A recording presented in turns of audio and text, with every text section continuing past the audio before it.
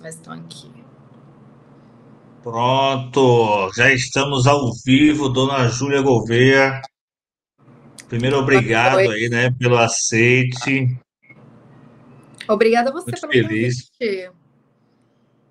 muito feliz de você estar aqui, né, poder contribuir com essa discussão sobre a questão do superendividamento, que ainda é uma questão nova no Brasil, né, Júlia?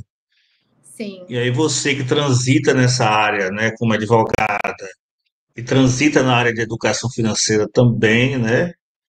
Seria muito interessante você se apresentar, claro, e, e começar a falar sobre isso, sobre o assunto, né? Como é que isso vem sendo abordado, porque ainda é uma notícia ainda muito restrita, né? Pouca gente tem acesso ainda. Mas seja bem-vinda, viu? primeiro agradeço, Bruno, pelo convite. O Bruno é um economista que eu admiro muito pela sua história, pelo seu legado acadêmico também. Então, a gente está aqui para esclarecer alguns pontos, né, que o Bruno me convidou.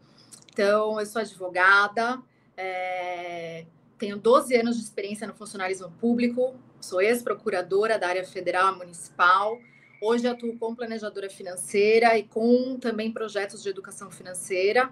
Né? Defendi um mestrado fora do Brasil sobre cidadania financeira. Então, entender que essa questão da educação financeira é um direito fundamental de todos os cidadãos que estamos inseridos em uma sociedade financiarizada, que precisamos entender sobre os nossos direitos e deveres dessa parte de cidadania financeira, de educação financeira. Portanto, estamos aqui hoje, eu estou aqui hoje a convite do Bruno para falar sobre a lei de superendividamento, uma lei recente, relativamente recente, de 2021, é a lei 14.181 de 2021, né, que traz a alteração do Código de Defesa do Consumidor.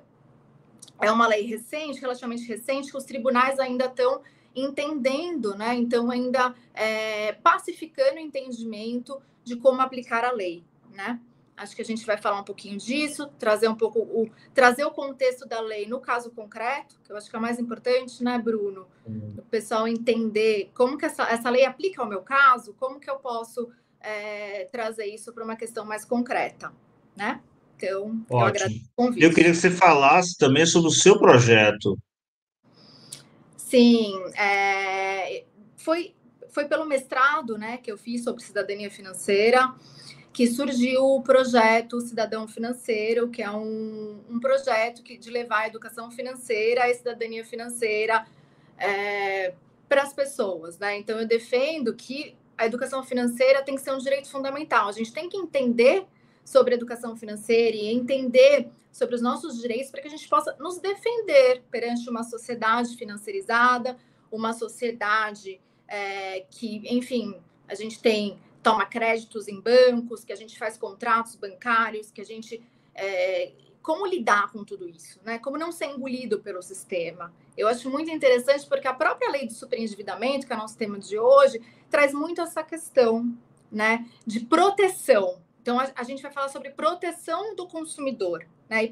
E se proteger é você entender os seus direitos. Então, o meu projeto, que chama Cidadão Financeiro, é justamente isso, né? Entender os seus direitos e deveres perante a sociedade, uma sociedade financiarizada, para que você possa se proteger de todas essas questões que nos envolvem do quesito financeiro. Ótimo, ótimo. E o tema é bem propício, né, para o seu projeto, porque Com ao certeza. falar de superendividamento, a gente está falando de um tema importante, né, que vem, de certa forma, se tornando um problema social no Brasil. Hoje já não é mais. Claro que isso não quer isentar a responsabilidade das pessoas, né, Júlia? As pessoas também são maiores, têm responsabilidade e têm capacidade de tomar decisão.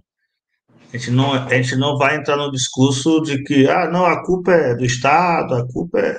Não é essa a questão, né? O que nós vamos trabalhar aqui é justamente o quê?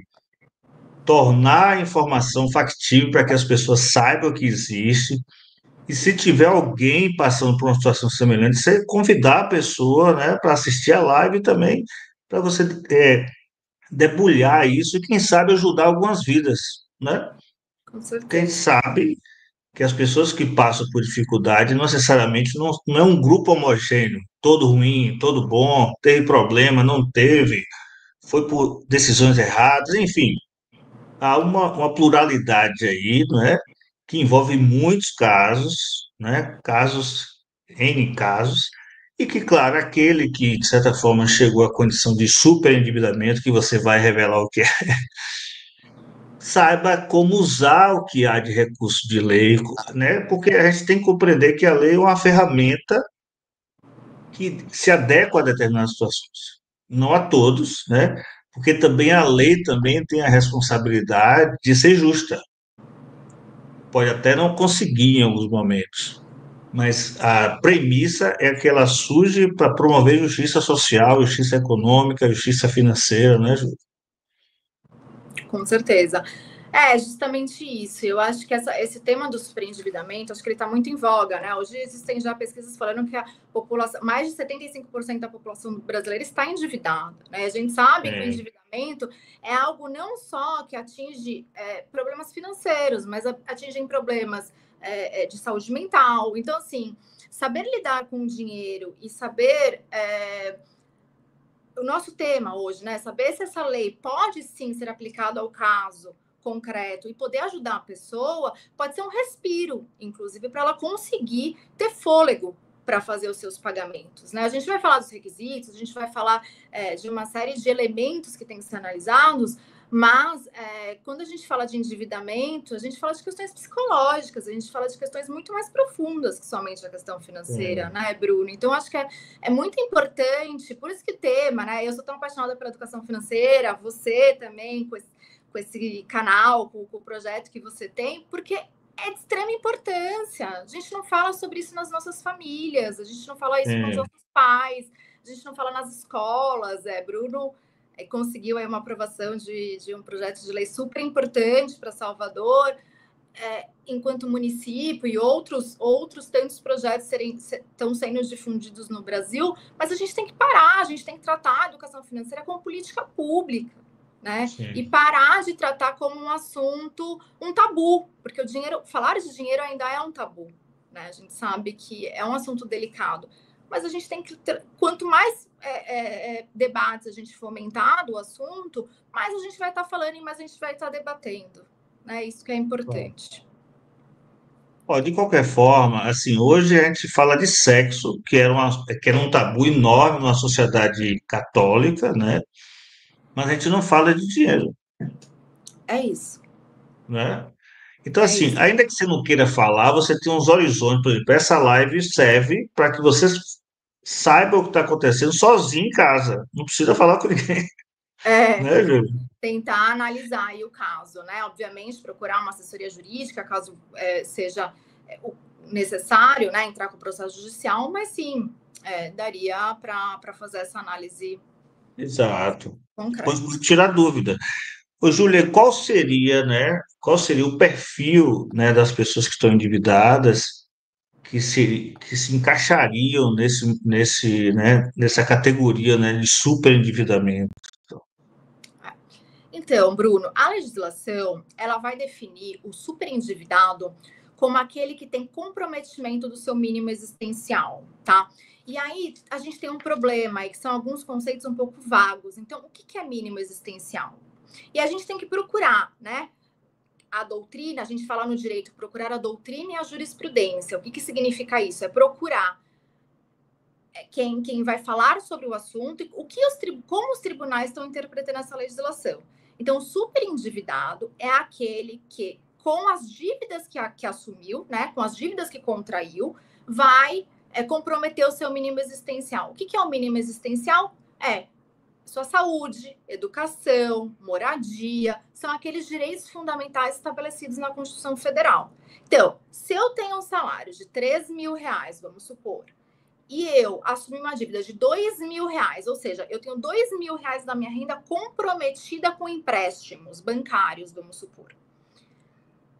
Esses R$ 1.000 que me sobram, eu consigo pagar o meu mínimo existencial? Eu consigo pagar minha alimentação, minha moradia, minha saúde, meu transporte? Se esse valor restante não for suficiente para pagar, né, eu posso dizer que eu estou numa situação de superendividamento, né? E aí a gente vai ter que entender, porque aí quem que vai enquadrar em superendividamento ou não é a justiça, é lá o processo Sim. judicial. Por isso que é muito importante a gente saber, né, e ter uma assessoria jurídica, e ter alguém que possa nos assessorar juridicamente para entender esses conceitos, tá? Mas, a grosso modo, o que diz a lei é: a partir do momento que eu assumi dívidas que vão comprometer o meu mínimo existencial, ou seja, que comprometem meu direito à saúde, educação, moradia, transporte, eu, teoricamente, posso ser enquadrado ali como superendividado e, portanto, fazer a Sim. aplicação da norma. Agora, qual o tipo de dívida colabora para que as pessoas sejam, né, caracterizadas, né? Claro que Isso, tem algumas dívidas que não são tidas como sérias ou que não têm respaldo legal, né? perfeitamente. Eu acho que isso é muito importante porque, assim, a lei, ela não veio com um propósito, ou seja, ela não tem o objetivo de incentivar a inadimplência, né? Ela não tem o Sim, objetivo de falar assim, vou assumir um monte de dívida, vou me socorrer da norma e a lei vai me proteger. Não é isso. As dívidas que podem ser enquadradas na legislação são somente dívidas de consumo, tá? Atenção, dívidas de consumo. Então, na hora que o juiz for analisar, se ele verificar lá que tem artigos de luxo, por exemplo, se ele verificar pensão alimentícia, também não entra. Empréstimos imobiliários. Então, se você assumiu um empréstimo para pagar a sua casa, a gente chama de empréstimos com garantia real, né? Quando você dá em garantia o seu sim. imóvel, também não entra. Então, são só dívidas de consumo, tá? Então, se você assumiu aquelas dívidas visando custear o seu consumo, então podem ser consumo de água, de luz, de internet, enfim. Isso sim é enquadrado na norma, tá? Mas a gente não pode considerar, como eu posso dizer, consumos supérfluos ou consumos caracterizados como consumos de luxo. Então, por isso que o enquadramento, né, existe uma crítica muito grande no meio jurídico que fala, não, mas o enquadramento é difícil. Realmente é difícil. Por quê? Porque você tem que caracterizar que aquela dívida assumida foi uma dívida assumida para necessidades essenciais, né? Então, acho que é Sim. o primeiro ponto aí, essa questão de saber quais dívidas são enquadradas, quais dívidas você pode levar para negociação e aplicação da lei do superendividado. E eu Ô, acho Júlio, mais ou menos é o importante. seguinte, o juiz vai julgar favorável por entender que as pessoas têm uma vida correta e aconteceu alguma coisa nessa trajetória dessa vida, né?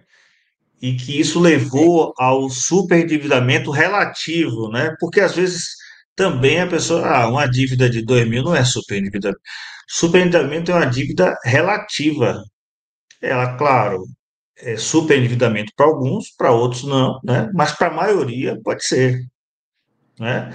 Mas assim, uma pessoa correta que nunca teve problema e passa a ter um problema, ela pode buscar a justiça como apoio para poder negociar, não é isso?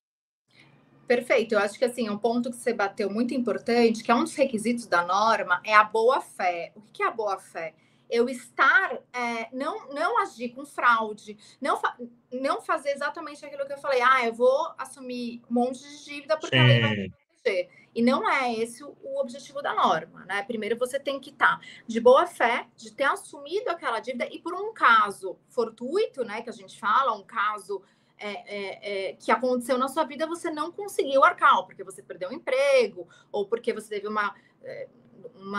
teve que assumir o custo de uma doença saúde, grave, enfim, tem uma sim. série O falecimento de alguém um na família, né? falecimento, um falecimento de um arrimo de família, enfim, tem uma série de Ou fatores que mesmo um podem problema ser mental, né? Assim, psicológico, depressão, alguma coisa que, né, um por conta de afastamento outros médico. problemas.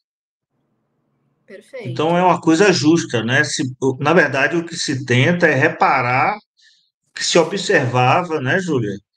E que, na verdade, assim, isso sempre existiu, né? Existem inúmeros casos dentro de famílias, pessoas que tinham uma vida boa, tranquila, uma vida equilibrada, e um fato mudou toda a vida daquele indivíduo, né? E eu acho E que é essas muito pessoas penaram, interessante. né? Penaram, pagaram caro por isso, né? Eu acho que a lei vem, ainda que para alguns tarde, né? Porque já, enfim, pagaram um preço alto, mas eu acho que a lei objetiva cobrir esses casos que já são comuns há muito tempo, não é? E essa lei é de 2021, né, Bruno? A gente está falando aí de meio de uma pandemia, então veio no momento muito oportuno para muitas pessoas que, por Sim, conta da Covid, né, tiveram uma mudança drástica na sua vida acho financeira. que Né? Ou porque perderam suas rendas, ou porque, enfim, não conseguiam trabalhar por impedimentos, né, da própria pandemia. Então, assim, ela surge num momento bastante oportuno, né? De meio de pandemia aí. Então tem tudo a ver com o que você falou, com certeza. é porque a pandemia, de certa forma, teve várias situações, né? Por exemplo, quem demorou de sair de casa, às vezes com receio, com muito medo, terminou torrando tudo que tinha daquele colchão de liquidez, aquela poupança, aquela reserva, né? Também aconteceu com as empresas, só que as empresas têm leis próprias, né, para poder tratar, que também é outro problema também, né? Hoje você tem muita empresa endividada por conta do Covid, que Sim. corroeu, né, toda a base monetária, toda a poupança, toda a reserva da empresa também, né? Então, claro que depois do Covid, as famílias passaram a ter muito mais problemas. E essa lei dizem também que é uma recuperação judicial da pessoa física, né? Pessoa Porque física. a lei de superendividamento ela só é aplicada para pessoas físicas, né? Ou seja, que não são empresas, pessoas que não. Porque para as empresas já tem uma lei específica que é a lei de Já recuperação tem, exato. judicial, né? Que é mais ou analogicamente é mais ou menos a mesma coisa de você Mesma aplicar, coisa. né, a legislação da recuperação judicial que seria para as empresas, só que para as pessoas físicas, né? Então, só abrangeria pessoas físicas nesse caso. Sim. Mas essa lei prevê o quê? Prevê uma renegociação, um alongamento dos prazos, um ajustamento para que se encaixe nessa nova realidade do indivíduo que tem um perfil, correto? Perfeito. Então, o que é mais importante que a lei traz, Bruno, que eu acho que é o que a gente tem que pensar, é que quando entra com processo judicial, o autor, né, quem está endividado, o superendividado, ele já tem que apresentar uma proposta de pagamento, né? A lei ela não faz um Sim, perdão de dívida. Não existe assim, eu estou claro. devendo, eu vou deixar de dever. Mas o que pode ser estabelecido judicialmente? Uma adequação de juros, uma adequação de multa, ou até uma paralisação dessas cobranças para que o devedor possa ter fôlego e pagar somente o valor principal da dívida. Né? A gente sabe que o maior problema hoje do Brasil são os altos juros. Né? Os juros é muito alto. Sim, Então, uma dívida, imagina, de cartão de crédito, que pode entrar na lei de superendividamento, tá? Dependendo do consumo que foi feito no cartão de crédito, né? Porque a gente sabe que cartão de crédito é um meio de pagamento, não é um gasto, né? Ele é um meio de é pagamento. uma renda também, né? Como as Não é uma pessoas. renda também, exatamente. A gente não pode usar o cartão como uma renda.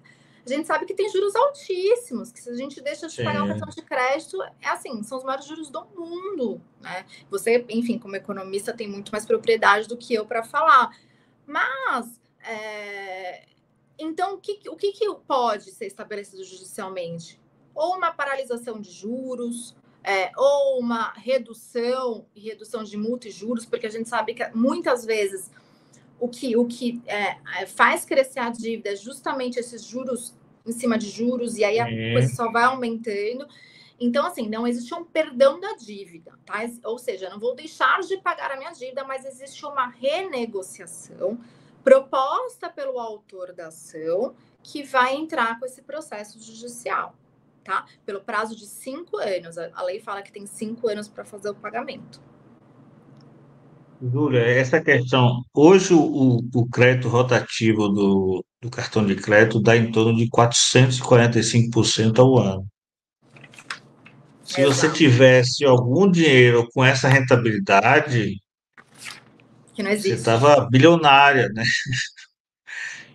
Então, assim, ela sai de. Porque às vezes as pessoas veem só o anúncio, no, a Selic é 15% ao ano, ninguém nem sabe que é o ano, fica pensando que é o mês. Como é que essa dívida sai de 15% para 445%? Eu mandei uma mensagem para o Banco Central perguntando como é que ele justificava isso. Na verdade, o que existe, ele sempre diz o seguinte: não, o problema é que há uma inadimplência muito alta, perdas muito altas. Sim, mas de quanto? Isso não está claro, mas já está lá, né? Eu estou aguardando o Banco Central me responder como é que sai de 15, porque isso é um mecanismo de agiotagem oficial, Perfeito. né?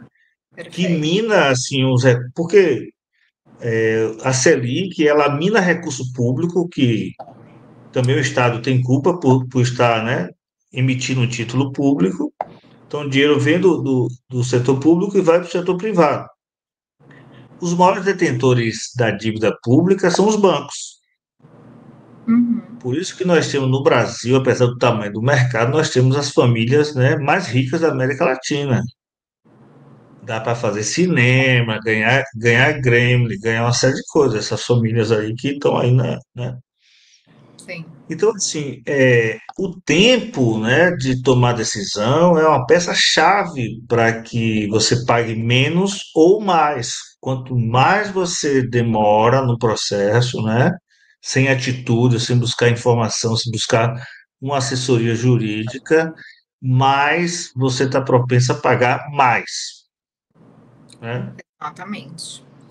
E eu acho que é muito importante, né, Bruno, a gente ressaltar aqui a importância do planejador financeiro. Né? A gente sabe que é uma profissão Sim. recente no Brasil, mas que é uma profissão que vem crescendo, de pessoas que são dedicadas a ajudar essas pessoas, sejam endividados ou não, a organizarem a sua vida financeira. É de extrema importância. Né? Eu acho que, assim, para 90% das pessoas é difícil ainda, né? Sentar, Sim. organizar, entender o que é receita, o que é despesa, como que eu faço, como que eu Sim. organizo. Então, assim, existem profissionais para isso, né? Eu sou planejadora financeira, existem tantos outros no mercado. Você trabalha com planejamento financeiro, Bruno? Ou só. Também. Também. Então, assim, a gente tem que divulgar a nossa profissão, né? De uma profissão tão louvável, né? É importante também, porque as pessoas também têm que compreender que o educador, ele não entra só depois da dívida. A melhor fase é ele entrar antes da dívida, né? Para que ele evite chegar à condição de endividado. Com certeza. O que é que tem acontecido? Assim, a gente sabe que não é mais uma questão de fazer conta, de quem sabe fazer conta e quem não sabe fazer conta. Nós participamos de uma jornada de psicologia, né, Ju? Que falam tanto quanto é importante a trajetória da relação com o dinheiro desde lá de casa, não é? Como os formadores da educação financeira são os pais, os avós, os tios, né? Sejam aqueles que vivem arrotando dinheiro, ou que faz festa o tempo todo, ou aquele que chora a miséria, ou seja, ou então você pode estar numa família que tem os dois, né? Mas assim, a relação como você se relaciona com o dinheiro ela não é muito clara, porque ela às vezes é sutil, porque é uma decisão, né? Por exemplo, você está em casa à noite, e aí sozinha ou sozinho, e aí você se sente entristecido. Aí você entra no celular, tem lá a possibilidade de comprar alguma coisa que você tinha vontade e já tinha até esquecido. Eu falei, vou comprar isso agora. Quando ele faz a compra, isso gera dopamina. Então, ele dá um up, né? Uma alegria ali, pô, tá sozinho, triste, a compra. E depois se arrepende, porque vai ter que pagar.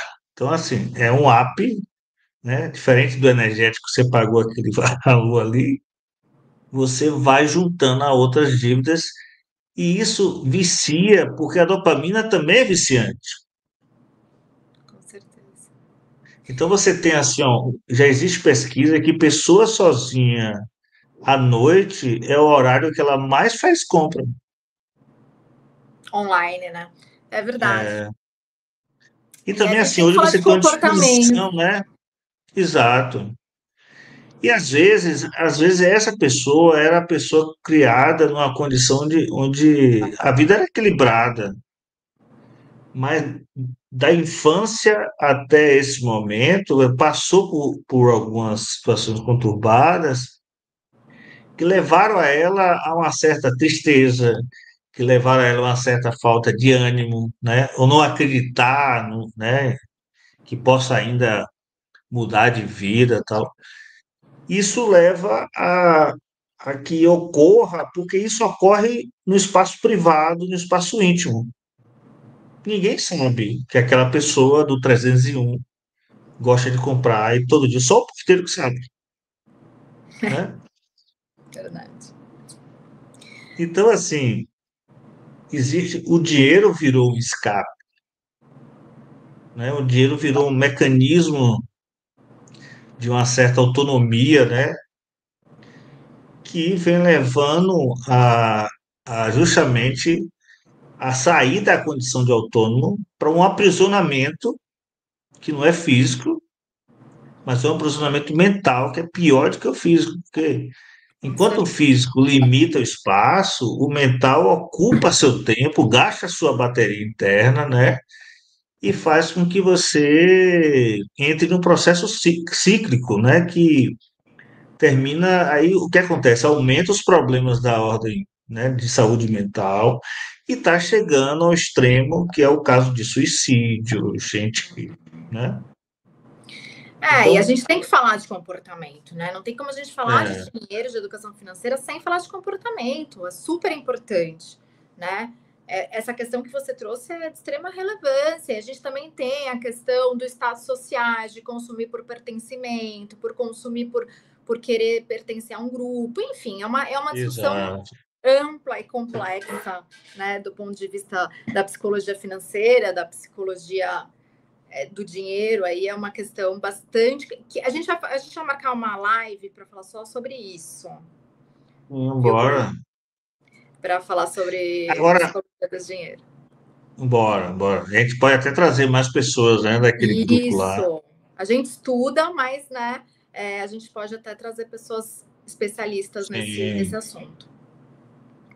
Ó, agora tem o seguinte, o que é que hoje você já tem nos tribunais? Que é a chamada jurisprudência, né? O que é que já foram decididos, quais as ideias que já existem, que são fato concreto, né? Que é a massa do direito para A gente subsidiar conseguir. novos casos, né? Eu acho que o mais importante, o que o tribunal mais discute, o que é esse comprometimento de mínimo existencial, né? Existe uma legislação, que ela é anterior à legislação de 21, que fala sobre os créditos, os empréstimos consignados. Só uma breve introdução. O que são empréstimos consignados? Empréstimos que estão vinculados à folha de pagamento, tá? São aqueles empréstimos de baixíssima inadimplência que são descontados direto na folha de pagamento, tá? Essa legislação fala que não poderia comprometer mais de 30% do rendimento da pessoa, os créditos, os empréstimos consignados. O tribunal ele vem usando algumas analogias, tá? Hum, Então, por exemplo, esses 30% é um parâmetro. Só que o que acontece? Como é analisado caso a caso, é uma jurisprudência ainda muito vaga, que a gente não consegue falar assim, não, se a gente entrar com esse processo, a gente vai ganhar. A gente pode ter probabilidade de êxito, né? Mas como são conceitos vagos aplicáveis ao caso concreto, a jurisprudência, né, os tribunais, eles vêm usando alguns termos em analogia. Então, por exemplo, a legislação que fala dos 30% do consignado. Então, se estiver sim, comprometendo mais de 30% da renda daquela pessoa, e estiver dentro das outras condições estabelecidas pela norma, ele poderia ser enquadrado como superendividado, né? Então, enfim, tem esses parâmetros, mas ainda é muito delicado porque são conceitos muito vagos, né? O que pode ser mínimo existencial para você pode não ser para mim, depende da sua renda, depende do seu custo de vida, depende do seu estilo de vida, de onde você mora, de quantos filhos você tem. Então, é uma série de variáveis que não dá para analisar genericamente, tem que ser analisado mesmo no caso concreto, né? Mas existem alguns parâmetros que a legislação, que a jurisprudência já está usando com base na legislação. E aí é o quê? É o direito do consumidor que subsidia isso? Perfeitamente, direito do consumidor. Essa legislação, né, de 2021, que é a Lei do Superendividado, ela foi uma alteração do Código de Defesa do Consumidor, né, que estabeleceu, inclusive, para nossa felicidade, nós, estudantes e amantes e apaixonados pela educação financeira, estabeleceu como um direito fundamental do consumidor o letramento em educação financeira. Ou seja, a gente já está falando aí de uma necessidade mais do que urgente, né? De não só nós, enquanto idealizadores de projetos, mas a gente trazer isso como políticas públicas, a gente trazer isso como obrigação dos bancos. Os bancos já têm, né, Bruno, aí inclusive uma resolução do Banco Central obrigando a trazer essa questão aí de discussão, mas a gente sabe que é muito, muito rasa ainda, né? Que é O Banco complicado. Central tem uma escola, né? Ele prepara todo o material para uma escola e os bancos, né? Através do Febraban, tem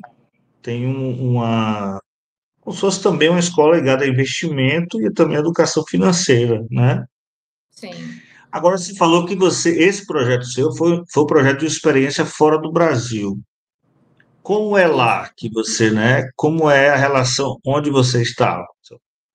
Eu fiz um mestrado em Portugal, tá? Então, eu trouxe muita experiência da União Europeia, principalmente com base na OCDE.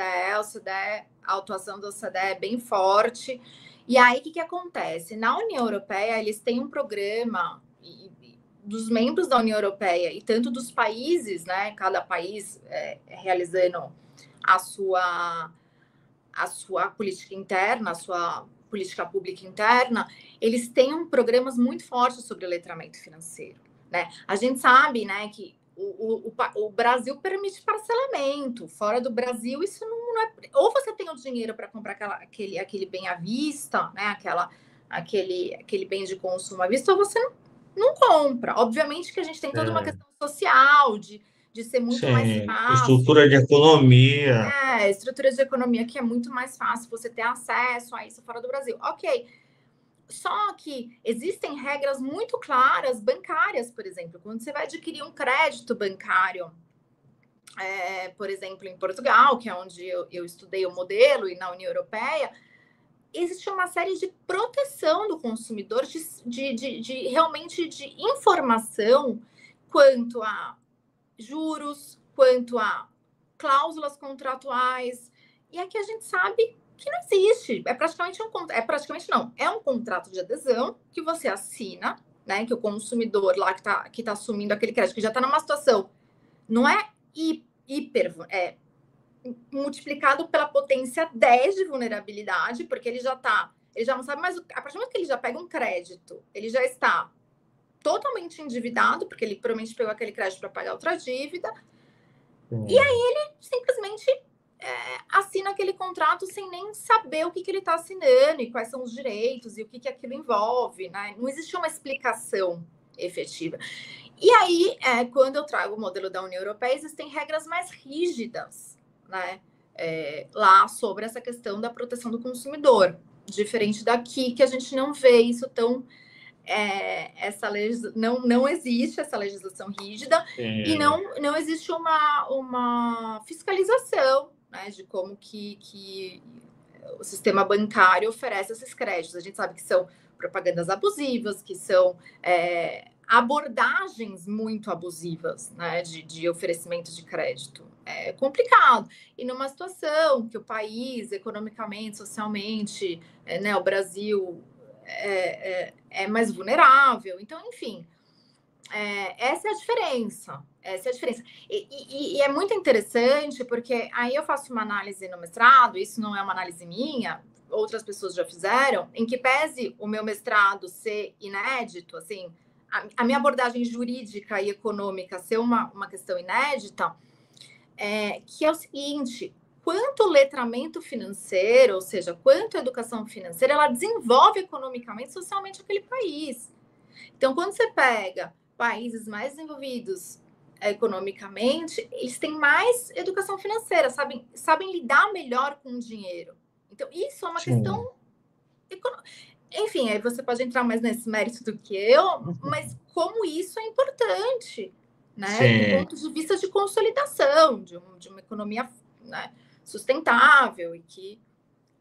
Então, essa é a O que é diferença. diferente, Júlio, é o seguinte: os países europeus, não todos, né? Porque, por exemplo, Portugal e Espanha até hoje pagam o preço para entrar na zona do euro. É, Porque para entrar na zona do euro, eles precisavam vestir um modelo 43.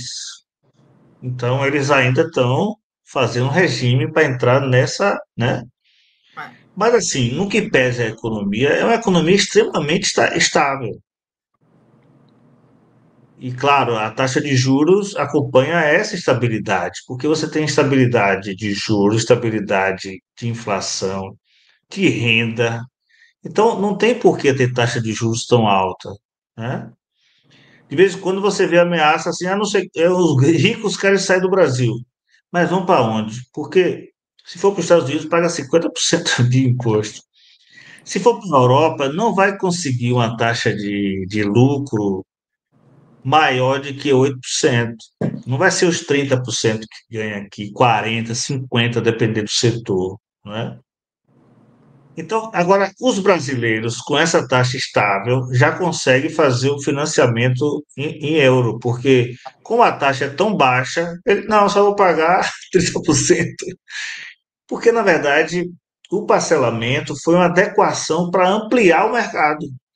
Porque se fosse só compra à vista, né, o mercado seria, esse mercado financiarizado, seria talvez um décimo do que ele é hoje.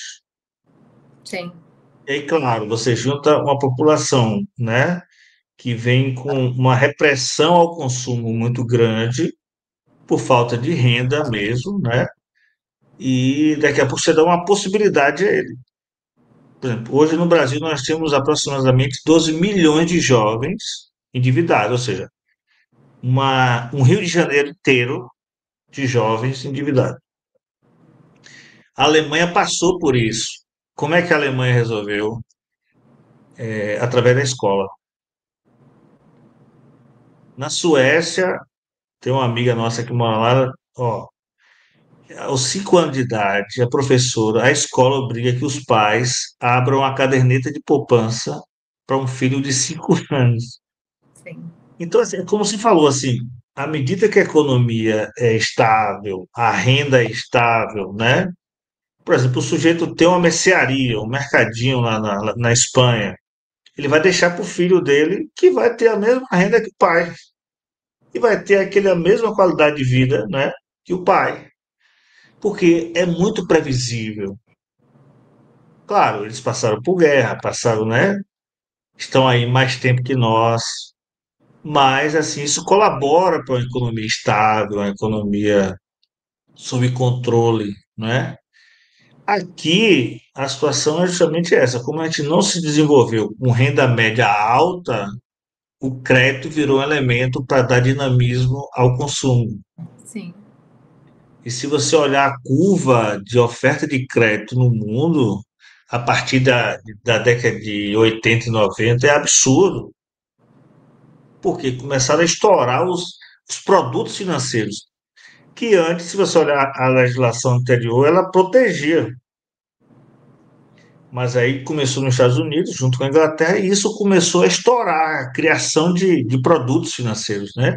De ações que subsidiavam um grupo de ações, enfim. Mas é essa realidade distinta que obriga mais ainda a educação, obriga, né, que se trate desse assunto dentro de casa. E eu acredito também, viu, Júlia, que as crianças que têm acesso à educação, elas terminam ajudando a educação dos pais, Com certeza. né? Como elas não têm filtro, ela vai cobrar. Se não pode comprar isso, por que você comprou, papai? Não é? Mamãe, então. Então, vai começar a trazer os elementos para dentro de casa. Eu acho que é esse processo que, de certa forma, ao longo do tempo, tende a se estabilizar, né? E tende a criar um grupo resistente, imunizado a essa ideia de ter uma vida materializada, mas que custa muito caro, né? Então, Exatamente. voltando ao nosso super tema, né? O nosso, como é que, na verdade, assim, como é o processo? Ele vai até ele, a pessoa, o cidadão pode entrar com através do juizado, pequenas causas, como é, Júlia, que isso tramita, né? É, então, o processo, Bruno, na verdade, precisa de advogado, tá? Então, o que que acontece? Ele vai precisar procurar uma assessoria jurídica, né, um advogado, ou a defensoria pública, caso ela não possa arcar com os custos do advogado. Sim, E o que que é o mais importante? A gente saber os trâmites processuais. Então, ele vai ter duas fases o processo. Como eu disse, na petição inicial já vai apresentar o plano, a proposta de renegociação da dívida. O próprio autor vai apresentar isso, né? O próprio superendividado. É o ônus dele apresentar isso. Isso a jurisprudência já definiu, já pacificou. sim. E aí vai ter uma audiência de conciliação. O que, que isso significa? Vai chamar os credores, né? Se for mais de um, e ver se eles aprovam esse plano. Se eles aprovarem essa proposta, ok, encerrou o processo, e aí o juiz vai acompanhando esse pagamento dessas dívidas. Sim. Caso os credores não aprovam, aí vai ser feito um processo que muitas vezes é chamado um perito contábil para ele poder trazer o plano, ser aprovado pelo juiz, como se fosse na recuperação judicial de uma empresa. Traz o plano, aprova pelo juiz e aí sim ele pode começar a pagar a dívida, né? O prazo são de 5 anos e é aquilo que eu falei. Muitas vezes as multas são excluídas, os juros, justamente para facilitar o pagamento, mas nunca com perdão da dívida. Então, assim, você não vai deixar de pagar a sua dívida, você vai pagar de uma forma mais facilitada. E aí, eu acho que a gente ainda não citou isso, mas um dos requisitos para entrar com a ação é já ter negociado extrajudicialmente a dívida, tá? Então, você já tem que Sim. ter tentado lá com o banco, ou enfim, com o credor, ter negociado essa dívida. E aí, comprovar isso judicialmente. Protocolos. Isso, com os protocolos. Então, a pessoa, na verdade, antes de chegar à justiça, ela vai ter um momento onde vai conversar com o advogado e vai elaborar essa proposta, não é? Isso, dentro da possibilidade dela de pagamento, dentro do que a legislação permite. Não. Então seria bom, no caso, quem estiver nos ouvindo, né, as pessoas pegarem um caderninho, aquela aula zero, né? Anota como gasta, não precisa nada elaborado demais, né? E É o mais ver importante. quanto precisa para poder sobreviver, né, Júlio? Exatamente. Eu acho que assim, se eu puder dar 3 dicas, 3 pontos. Primeiro organize suas finanças, né? Acho que é o que você falou. Pega um caderno, um bloquinho, alguma coisa, não precisa ser nada complexo, né? Eu acho Hum. que vendem muito essa idealização. Ai, precisa ter uma planilha com Não, você precisa de nada. Você precisa saber o quanto entra e quanto sai, né, Bruno? Acho que o Claro, básico é isso. É receita e despesa. Quais são suas dívidas? Quais são seus credores? Com quem você está devendo? Faz isso, tira isso tudo do plano do mental e coloca isso num papel. Acho que o primeiro passo, né? A gente entender o que está acontecendo. Acho que por meio da organização ali no papel fica muito mais fácil. E aí sim, né? Entrar em contato com os credores, negociar essas dívidas, procurar, se for o caso, um planejador financeiro, uma pessoa que possa te orientar também, te ajudar com essa questão da organização financeira. A gente sabe que é um assunto tão árduo para muitas pessoas, né? Que você já fica até em pânico de olhar cartão de crédito, de olhar as dívidas, porque isso realmente traz uma angústia, uma questão muito psicológica, né? A gente fica, não quer olhar, não quer ver. Mas é aquilo que você falou no começo. Quanto mais a gente deixar passar, pior é. Então, vamos procurar ajuda, né? Vamos procurar pessoas que possam nos orientar, pessoas que possam contribuir com as suas especialidades para que possam ajudar a gente. Então, organizar, entrar em contato com os credores, procurar uma assessoria jurídica, se for o caso, planejador financeiro, e aí sim, se enquadrar no caso, entrar com o processo judicial, né? Então, acho que Ó, isso é vamos fazer uma coisa, vamos fazer um documento desse, deixar depois no link aqui, perfeito, né? podemos Para fazer. quem Eu acho que você puder, fazer um resuminho do que a sim, gente. e também assim, aquela, não precisa, porque às vezes, assim, essa coisa de um caderno perfeito, né? Não, aquele que sobrou do ano passado lá do filho, né? Isso, Ou uma então, bloco de folha. notas. Não precisa nada, não é a beleza que vai resolver o problema, não é um concurso de Miss, e sim a praticidade e a objetividade, né? E nós vamos colaborar, fazer um documentozinho de como é que é o processo, qual é a lei, onde você procura. Se você tiver dificuldade financeira, procurar os espaços que dão apoio, às vezes algumas universidades, né? Tem espaços que dão proteção ao indivíduo. Então a gente vai fazer isso. Então, Perfeito. Júlia, isso já a estatística já tem uma quantidade de pessoas que estão buscando, ou ainda as pessoas não sabem e ainda a quantidade ainda é limitada. A gente já tem, né, alguns processos em andamento, alguns sucessos, né? Mas realmente as pessoas não sabem. Eu acho que as pessoas ficam tão perdidas e entram, a gente chama, né, na psicologia econômica, na psicologia financeira, em túnel da escassez. É tão difícil você olhar para aquela dívida que você fica tão. Você não consegue ver um palmo na sua frente, você não consegue ver uma luz no fim do túnel. Então, assim, por isso que eu sempre ressalto: existem especialistas que podem te ajudar, né? E quanto que essa questão das dívidas causam depressões e causam questões maiores. Então, assim, procure ajuda, converse com pessoas. Eu estou à disposição também. A gente pode deixar aí meus contatos. Bruno Sim, também vamos deixar, sim. é um excelente especialista também, enfim, que é isso, que pode ajudar. Participe de programas de educação financeira, tem tanta coisa gratuita, tem tanta coisa legal acontecendo, tanto projeto, procure. A gente pode também listar algumas coisas, né, Bruno? De repente, aí deixar alguns links. Tem Sim, CVM, Ambima, B3, enfim, exato, é. Banco Central, enfim, tudo de forma Porque gratuita. também, Júlia, a própria rede social, é necessário que a Claro, gente rompa com a ideia de que a gente precisa se divertir, né, o tempo todo. Então, uma rede social que tem um canal de Júlia, tem o meu canal e tem de outros colegas que a gente vai divulgar também, você faz com que a sua rede social te ajude a melhorar de vida, né? Uma rede social só de Finanças consumo para vai comprar Jovens, mais. gente. Um monte de conteúdo que o Bruno tem, maravilhoso. Aproveitem, bebam desse conhecimento, né? Acho E também no que é o seu mais canal, né? importante. Você faz um trabalho muito sério também. E mais de tudo, ainda engaja com essa questão de como resolver problemas de ordem prática, né? Usando o próprio direito a favor. Porque também, às vezes, há uma negação do direito no Brasil, às vezes, né? Achando que é algo restrito, só para quem tem informação demais. Não, é um mecanismo. E assim, se você vê histórias, trajetória de pessoas que guinaram e estão bem hoje, elas, as pessoas que estão aí hoje muito bem, geralmente quebraram 5 vezes.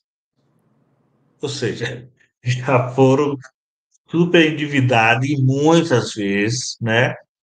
E claro, quando diante de um problema desse, a pessoa ressurge, né?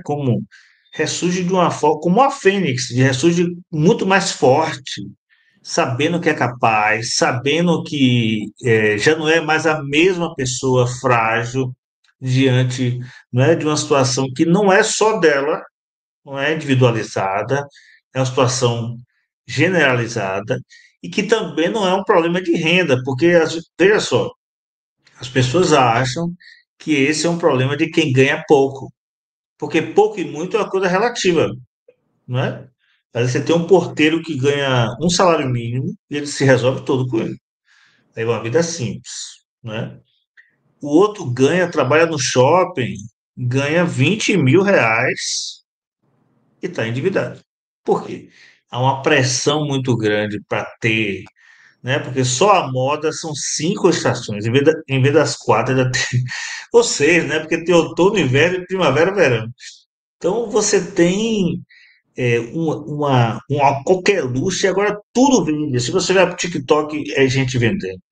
Se você vai para a televisão, né, até os streams agora estão fazendo publicidade dentro das TVs que eram fechadas, concorriam com a outra. Se você vai até nos restaurantes hoje, nos bares, Salvador, no banheiro tem publicidade vendendo alguma coisa. É um negócio, virou um cidadão E é consumo, isso, né? né? O contexto diz muito, né? Onde você está inserido, é uma pressão É, social para você ter, para você pertencer, para você consumir. Então, assim, e por isso que a gente fala muito de conscientização financeira. Né? A educação financeira ela permeia muito essa conscientização, né? De como você vai é, lidar com essas situações. E aí você faz o quê? Você se torna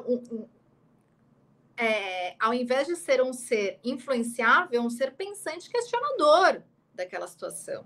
Eu e preciso que vai consumir ser isso? uma influência, e o que vai ser influenciador, né?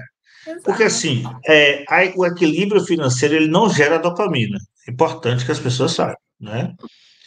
Mas ele gera paz, ele gera tranquilidade diante, né? Exato. Então, o pneu Exato. furou. Ó, se você botar duas figuras, o pneu furou, o desequilíbrio, eu falei, meu Deus, mais um problema. O cara equilibrado, você, não, eu vou tirar o dinheiro na minha renda lá que eu tenho uma reserva de emergência e depois eu coloco o dinheiro lá de novo. Então, é a pessoa que vai viver num estado de paz, num estado de tranquilidade e com menos medo, né? Numa sociedade que vem cultuando o medo, a insegurança, a ideia de que nada virá melhor daqui para frente, né? Então, é uma forma de resgate de uma vida que pode mudar a vida para sempre, porque uma pessoa ressurge dessa situação, ela ressurge forte para perceber que é capaz de construir muito mais do que ela imaginava, né? Assim como a fragilidade dela achava que ela só chegava até ali, ela se, né, reverte isso de uma forma que ela pode ir muito além, não é, Júlio? Com certeza, acho que e é importante a gente falar sobre isso, né? A pessoa não entender que ela não está sozinha, que mais de 75% Exato. da população brasileira está endividada. É um problema que está em todos os lares, né? Em quase todos os lares. Então, assim, vamos falar sobre isso, vamos falar dos direitos, vamos falar sobre a organização financeira, né? Vamos falar sobre a educação financeira como um todo. Como esse assunto é importante, como esse assunto é relevante. Eu sou completamente apaixonada pelo tema. Uma coisa também, Júlia, é que hoje existe uma situação social que impede das pessoas saírem do endividamento, que é o seguinte, você mora num lugar, ou trabalha num lugar onde todo mundo é endividado. Então vem aquelas brincadeiras sobre, né? Ah, meu salário é igual o metrô, passa rápido, né?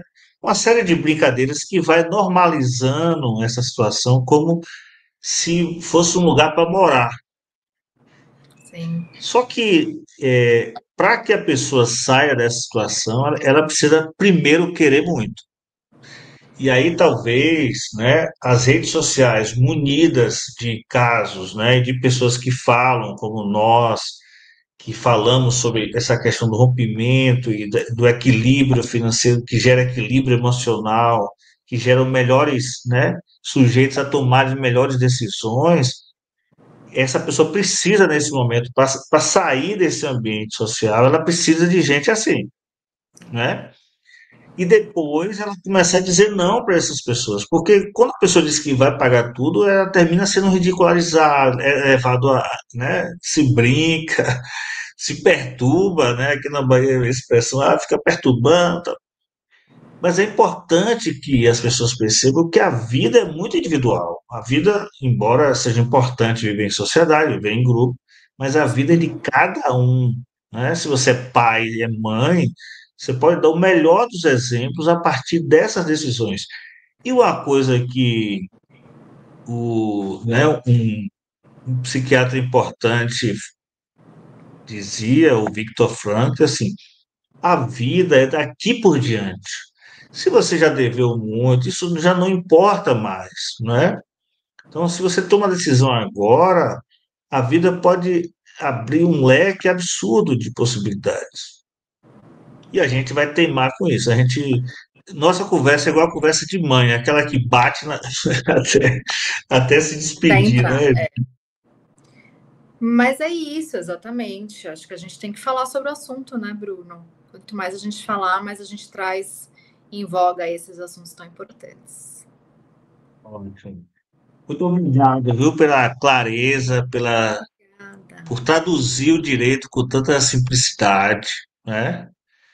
E queria agradecer também ao seu companheiro aí, que, né, tá na retaguarda aí ajudando, tal, tá junto com você. Um E super também deixar advogado também. os dois também. Super Ah, advogado. então tá protegido. E, Júlio, e fica à vontade, se quiser dizer mais alguma coisa para a gente concluir, não é? Sim, eu primeiro quero agradecer, obviamente, pelo convite. Acho que foi ótimo. Acho que a primeira de algumas aí que a Sim, gente pode pensar em trazer novos temas que me agradam tanto de falar, porque eu sei que o que gera de impacto nas pessoas a gente falar sobre esse assunto que sim, pode mudar vidas, né? Então, acho que, Bruno, te parabenizar pelo trabalho que você faz também, que é incrível. Acho que, assim, é de uma relevância social que nem consigo dimensionar, porque é aquilo, vivemos numa sociedade financeirizada, precisamos falar sobre dinheiro, precisamos falar sobre educação financeira, né? Ter trazido esse tema do superendividamento também é importante para que as pessoas possam saber que existe, possam saber que pode ser uma solução para o problema delas, sim, né? Caso haja um enquadramento legal. Então, agradeço muito a oportunidade. Vamos deixar o material no sim. link, eu posso Eu encaminhar vou depois deixar da seu nossa. link lá, né? Para aqui embaixo, vou deixar A aqui embaixo gente para quem quiser te deixa o conhecer e tal. material também explicando certinho o passo a passo, quais são os requisitos na norma. E é isso, vamos para a próxima, estou à disposição. Obrigado, Júlia, viu? Boa Obrigada a noite, obrigado a você. todos, né, que vão assistir de manhã, de tarde, de noite, porque eles assistem como se fosse uma série. Mas assim, também as pessoas podem ajudar enviando essa live para mais pessoas, né, Júlia? Com Para que eu certeza. acho que essa é uma forma de ajudar, né? Em vez de indicar um filme, indicar sei lá, uma blusa, sei lá, um sapato, um tênis, indica a live, né? Isso mesmo, com Então, certeza. obrigado, Júlia. A gente vai conversar sim mais vezes e vamos trazer mais pessoas também com outros temas que as pessoas né, reflitam, contribuam para refletir com essa simplicidade, né? Com esse linguajar fácil, que as pessoas possam entender que o direito também é democrático, né? E o direito também deve ser usado como ferramenta por todos. Então, obrigado, Julinha. Isso. Fica aí que eu vou só concluir aqui e a gente conversa rapidamente no Tá off. bom.